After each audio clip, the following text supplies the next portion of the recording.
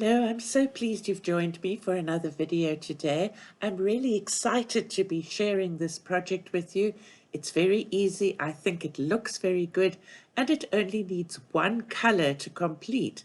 So all you need is one watercolor. I'll be using Daniel Smith Rose of Ultramarine, which I absolutely adore, but you can use any color you like.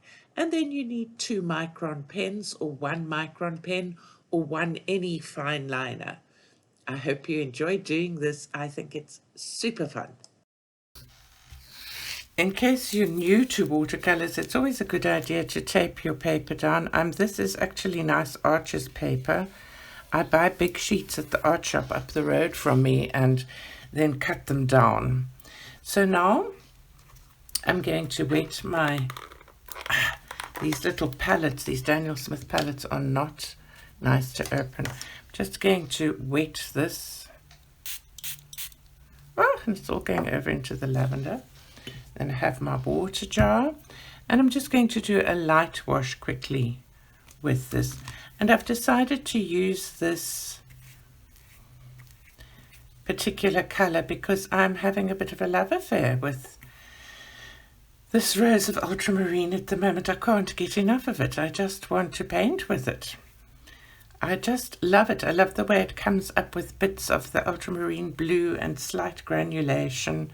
So I don't want this to be too dark. So I'm going to add lots of water because this ends up as being a bit of a negative painting. That's not negative in emotion, but negative as in we are creating a base color here.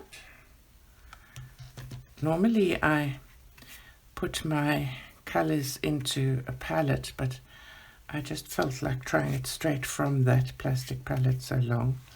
I don't think it's the best method of painting with watercolors, but I'm a bit rough and ready today. So I'm just trying to smooth the wash out and make it nice to look at. And I have noticed on the bottom right hand side that there's a watermark from Arches on the paper, which is showing. So once this is dried, I'm going to cut the paper and turn it into a slightly smaller square because I really don't want that watermark there. So once I'm done with this, I'm just going to leave it to dry. So now that it's dried nicely, I have cut the watermark off and I've put my washi tape around it to make it into a nice square. I'm now very lightly drawing a leaf pattern with pencil.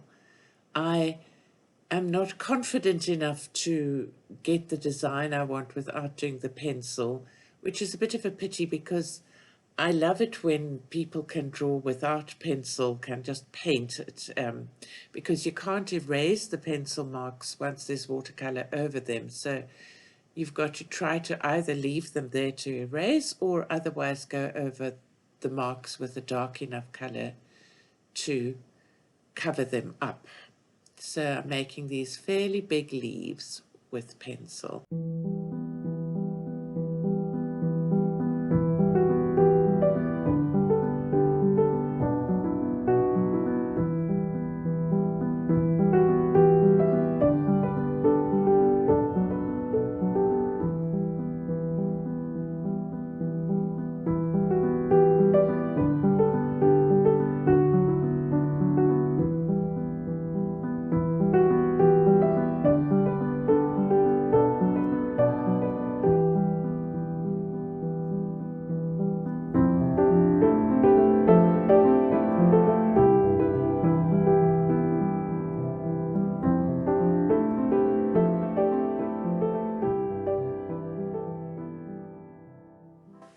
So now I'm going to be using the same color, but I'm making it a little bit thicker and creamier in consistency, and I'm using this Kum Memory Point size 7. Actually, this is a size 4 brush because I wanted to have much more control over my painting. So you can see it's exactly the same color, but it's much thicker. And basically, all you do now is you go around, carefully around all the leaves. It's very relaxing. I sit and I listen to an audiobook, which I love to do while I'm doing this. That is if I'm not recording. But please give this a try. I'd love it. And I'd love it if you joined my Facebook group. The link is beneath this in the video, and you could post what you've done. I would absolutely love to see your work.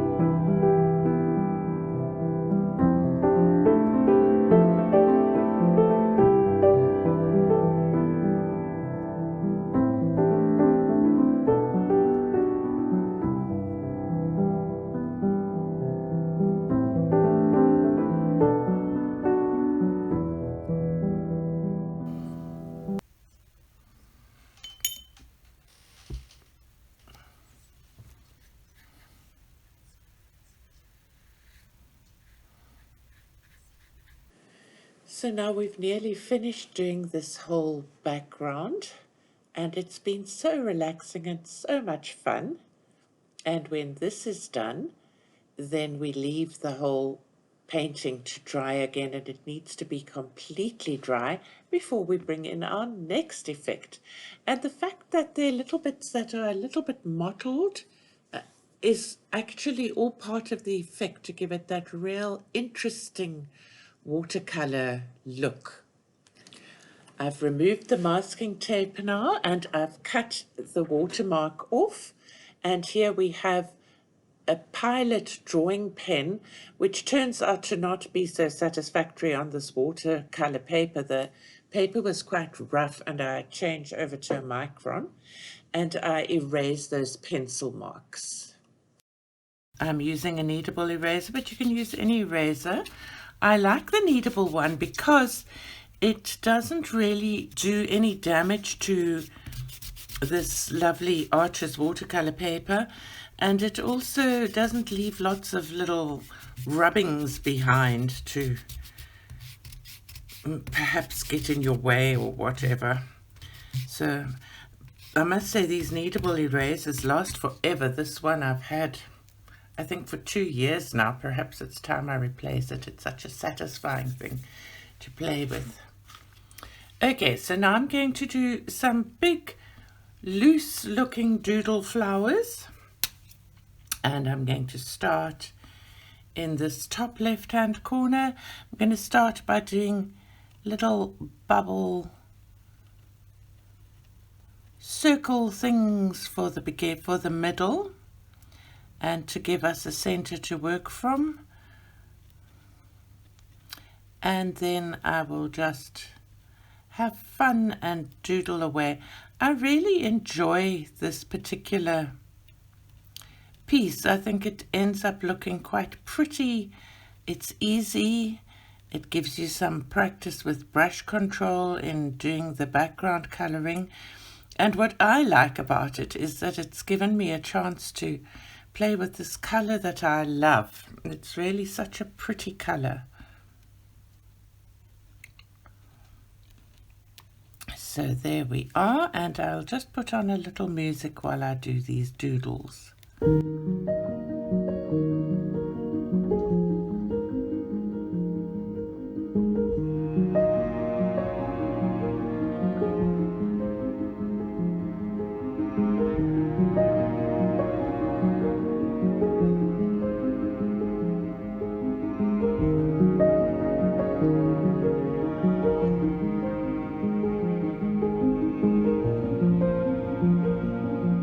I had such a lot of trouble with this pen, so I changed to a King Art brush pen, which gave me a nice dark effect that I wanted.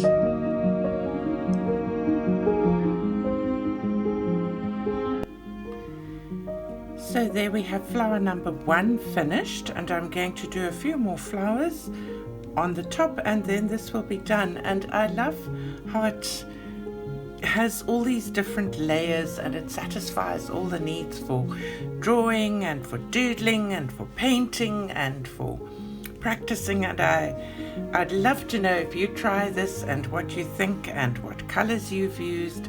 And I'm going to be doing another one of these. I really enjoyed doing it. So I'm just going to finish it off and then I'll share the finished piece with you. Thanks so much for watching, and I hope you enjoyed doing this as much as I did.